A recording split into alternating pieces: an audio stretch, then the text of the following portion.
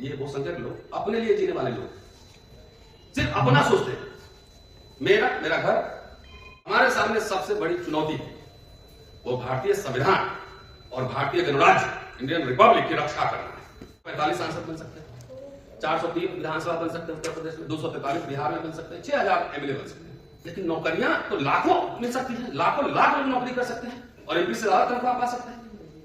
आज जो public sector unit में जो लोग काम कर रहे हैं, सेल, गेल, हेल, तमाम या यूनिवर्सिटी में जो लोग पढ़ा रहे हैं, 3-3, 4-4 लाख रुपए सैलरी है उनकी, और 5 साल के लिए नहीं है। नेता तो आंसरेबल भी है, जाके हाथ जोड़ना है 5 साल बाद। यही बात मैं कह रहा था कि हिंदू राज में आप कहां हैं, अपनी स्थिति पहले तय करें।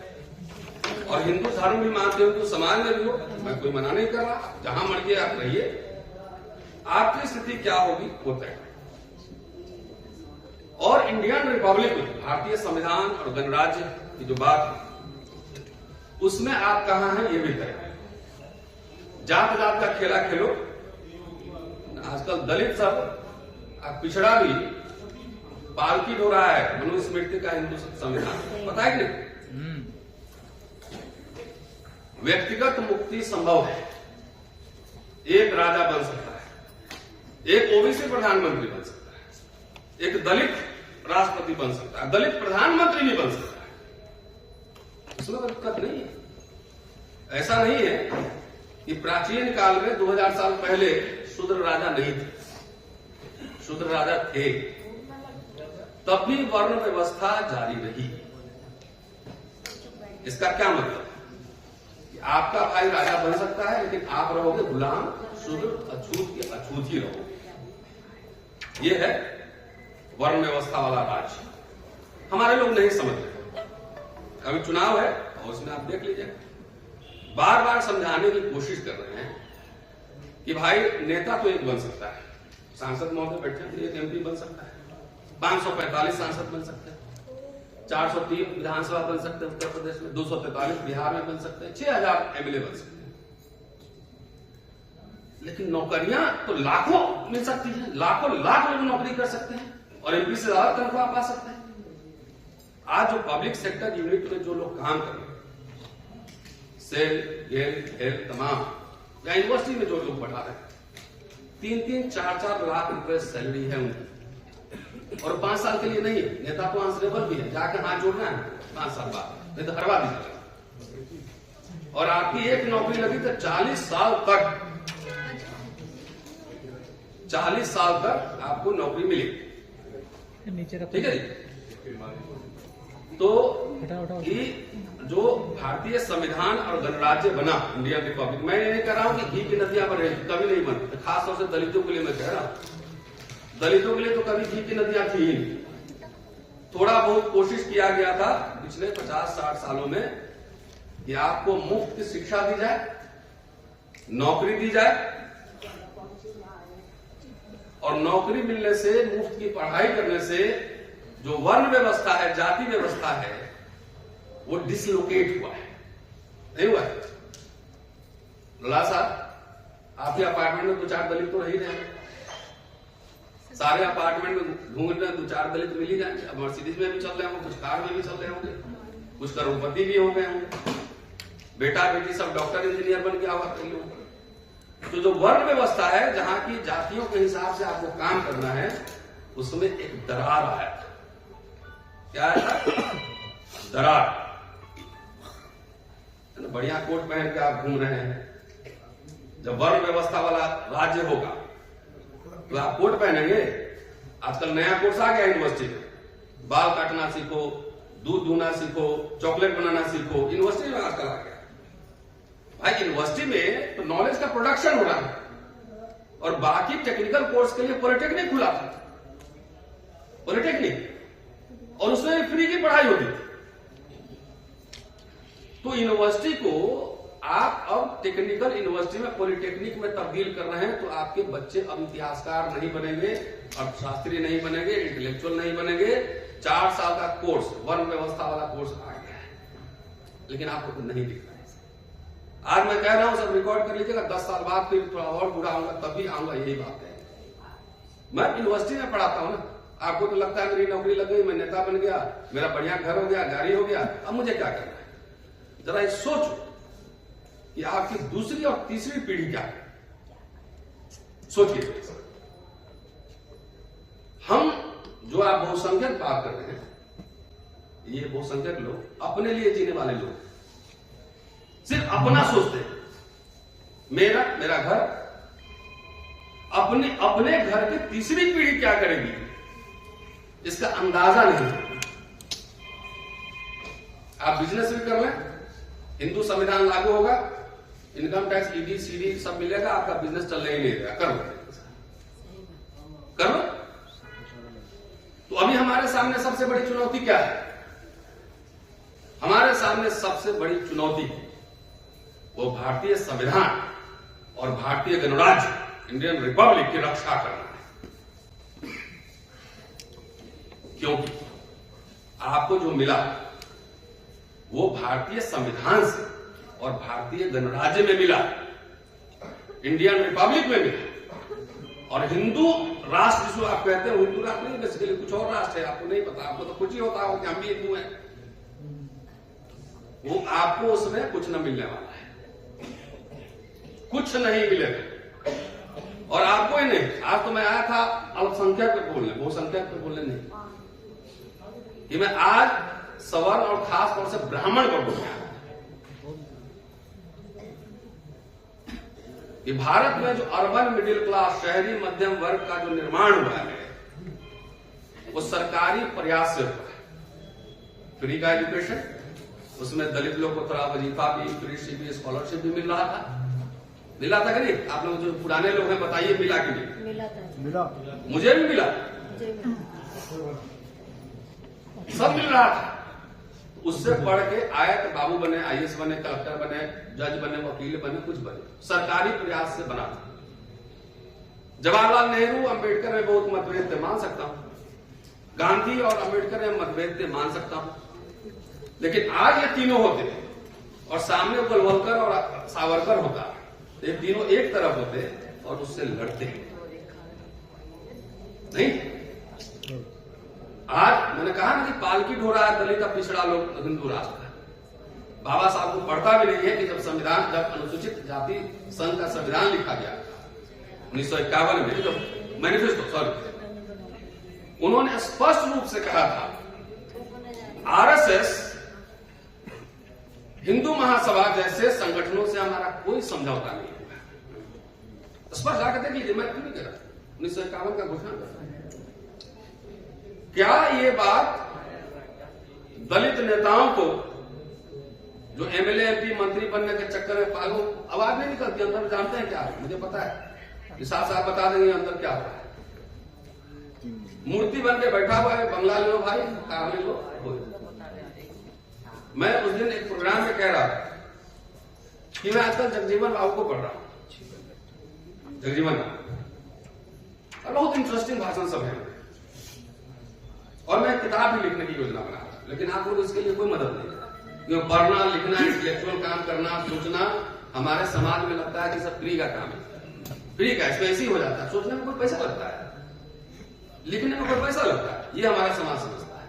इसीलिए दलित पिछड़ा लोग आज तक कोई शोध संस्थान नहीं बना, आज तक कोई हिस्टोरियन पैदा नहीं। ये मेरी आलोचना है अपने समाज में।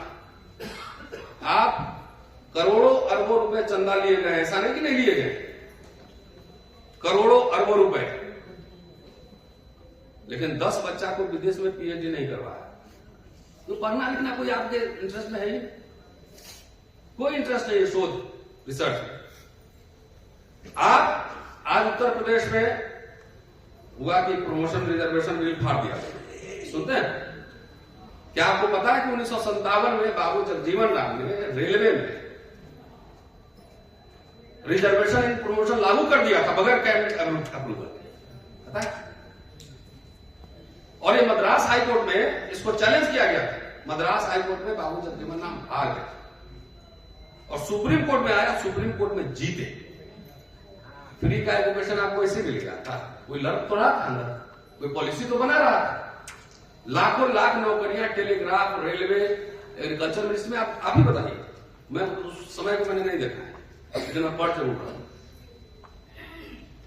तो जो लोग आपको नौकरियां दे रहे थे, शिक्षा के लिए अवसर मुहैया करा रहे थे, वो सारे लोग मनवादी थे, सारे लोग गद्दार थे। हिंदू राष्ट्र में सब आपका छीना जा रहा है, अब नौकरियां नहीं, शिक्षा महंगा हो रहा है, तो इससे आपको मोहब्बत है।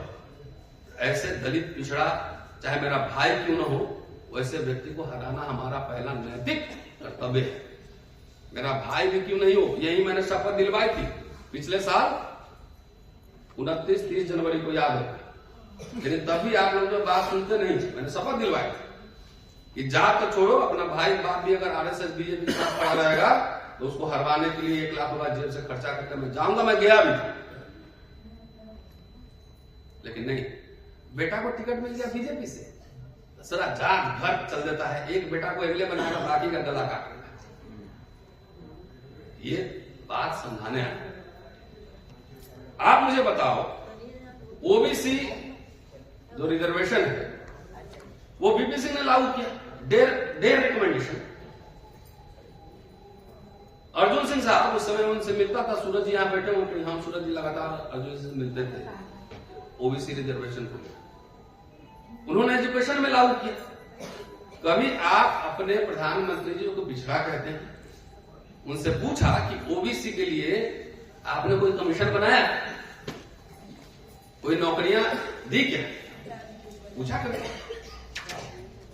तो भारतीय गणराज्य में जो आपको मिला था थोड़ा बहुत मिला, ये नहीं कह रहा हूं दी की नमी आ गई, वो इनके आरएसएस बीजेपी के राज में वो आपसे छीन लिए गए, छीने जा रहे हैं। 10 साल में आप बताओ कितनी नौकरियां निकली, लेकिन नौकरी आपको करना नहीं, आपको सबको हुक्मरान बनना है, राजा बनना है, ठेका कर लेना नहीं है, अरबों रुपए के ठेके सरकारी होते हैं, बिजनेस करना नहीं, भागीदारी सुनिश्चित नहीं करना है।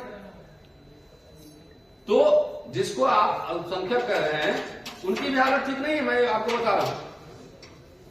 अभी सूरज जी से बात करते मैं आ रहा था, हमें सरकारी नौकरियों में सबसे ज्यादा कौन था, बोलिए बताइए? सवर्ण और विशेष रूप से ब्राह्मण। इफेक्ट है ना, जहां जाते त्रिवेदी जी, मिश्रा जी बोर्ड लगा रहता है, ये पार्लियामेंट। तो जब गरीब भारत था, तो गरीब भारत में यूनिवर्सिटी, कॉलेज, विश्वविद्यालय खोले गए और नौकरियां दी गई, और सबसे बड़ी बात पेंशन दी गई। आप लोग पेंशनर हैं कि नहीं? बहुत लोग बैठे हैं, पेंशन दी गई। जब अटल बिहारी वाजपेयी आए, हिंदू राष्ट्र में स्वागत था, आइए तो हम तो मजदूरी कर लेंगे। जिस समुदाय को समाज का अगुआ कहा जाता था, इंटेलेक्चुअल लीडर, ब्राह्मण, जब पेंशन छीना गया तो उनका भी छीना गया ना, खाली हमारा थोड़ा छीना, उनका भी छीना गया। अगर एजुकेशन महंगा हुआ तो उनके लिए भी हुआ, सारे ब्राह्मण राजपुरोहित थोड़ी बने। तो अटल जी आए, सब लोग डफली बजा रहे थे कि अटल जी आ गए, अब हिंदू राष्ट्र बनेगा, तो हिंदू राष्ट्र में स्वागत है, पहले पेंशन छीन हुआ हिंदू राष्ट्र। आरएसएस बीजेपी का जो रूल है, भाई ब्राह्मण को तो पहले गांव में सब बोलते थे ना, पंडित जी नमस्ते, आज बहराइच में एक ब्राह्मण लड़का मारा गया। ब्राह्मण समाज को अभी लोग दंगाई बना रहे हैं, सबसे नुकसान समझिए, खाली यही मत समझिए कि हमारे नुकसान हो। नौकरियां गई तो खाली हमारी थोड़ी जा रही, उनकी भी जा रही है। आज दिल्ली विश्वविद्यालय में पढ़ाता हूं, पहले एडहॉक की व्यवस्था थी, अगर मैं छुट्टी पे गया तो मेरे जगह जो नया लड़का आएगा पढ़ाने, उसको पूरी सैलरी मिलती थी। आज के तारीख में वो बच्चा एडहॉक पढ़ा रहा हो तो 1.25 लाख रुपए तनख्वाह। मोदी जी आए और बोले एडहॉक खत्म करो, गेस्ट लगाओ। तो गेस्ट में क्या होता है, महीना भर काम करो तो 30,000 40,000 रुपया बनेगा। अब एक्सपीरियंस भी काउंट नहीं। तो पढ़ा कौन रहे, आपसे ज्यादा वहां तो सवर्ण और ब्राह्मण पढ़ा रहे। तो हिंदू राष्ट्र में उनका भी स्वागत है, 1.25 लाख के 30,000 रुपया आ गए ना। गरीब भारत में हरित क्रांति हो रही थी। जब फूड आयात किया जा रहा था अमेरिका से, भारत को आत्मनिर्भर बनाया, सब किसान हुए। और अमीर भारत जब 5 ट्रिलियन इकोनॉमी हो गया तो किसानों की जमीन छीनने की योजना जो किसान आंदोलन आपने देखा। तो मैं ये आपसे अपील कर रहे हैं, ये खाली मत समझिएगा। इसमें आप जाके मेरे कॉलेज में जाइए, सिक्योरिटी गार्ड काम करता है, ये लोग आता है भाई 12 घंटा काम करता है, 15,000 तनख्वाह। आइए हिंदू राष्ट्र में स्वागत। पेंशन छीन लिया, और छोड़िए, पहले प्रोविडेंट फंड पे टैक्स नहीं लगता था, ठीक कर रहा हूं गलत कर रहा हूं? अब प्रोविडेंट फंड में भी टैक्स लग रहा है। स्वागत है हिंदू राष्ट्र में।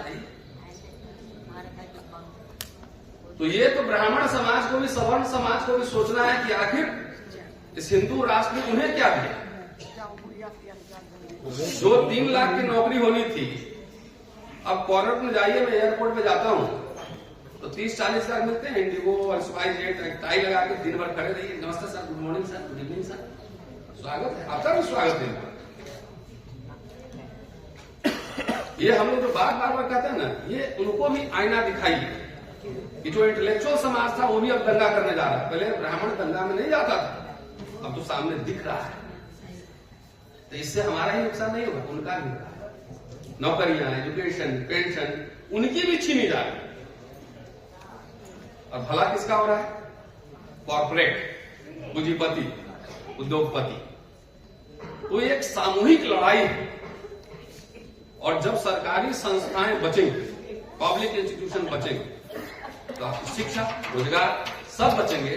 और नहीं बचेंगे तो दलित मिडिल क्लास तो 10 साल में खत्म होने वाला है। अब रिटायरमेंट हो जाएगा, इसका नौकरी खत्म, बात स्टोरी होगा। तो अभी जब भारतीय गणराज्य और हिंदू राष्ट्र के बीच मुकाबला, ऐसा लगे कि भारतीय गणराज्य पे हिंदू राष्ट्र ने हमला कर दिया, उस समय कोई दलित बोले कि मैं अकेले देश का हुक्मरान बनूंगा, अब पीएम सीएम बनूंगा, तो ये पता कर लेना कहीं बीजेपी आरएसएस के पेरोल पे तो नहीं काम कर, पता कर लेना। जब बीजेपी बड़ी पार्टी, कांग्रेस बड़ी पार्टी, वो अकेले चुनाव नहीं लड़ सकती, लड़ सकता है आज की तारीख। तो हम आप बोले कि हम अकेले चुनाव लड़ेंगे, देश में हुक्मरान बन जाएंगे, सरकार बना लेंगे, तो इसका मतलब किसी के पेरोल पे, किसी के तनख्वाह पे पैसा लेके वो काम करता है।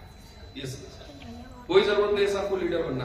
कुछ इंटेलेक्चुअल लीडर होते हैं, कुछ लिखने पढ़ने वाले वो होते हैं, कुछ पॉलिटिकल लीडर होते हैं। तो हमें तो दबाव बनाना है कि निषाद जी पार्लियामेंट में जब जाएं तो ये सवाल जो यहां मैं बोल रहा हूं, ये सवाल पार्लियामेंट में आए।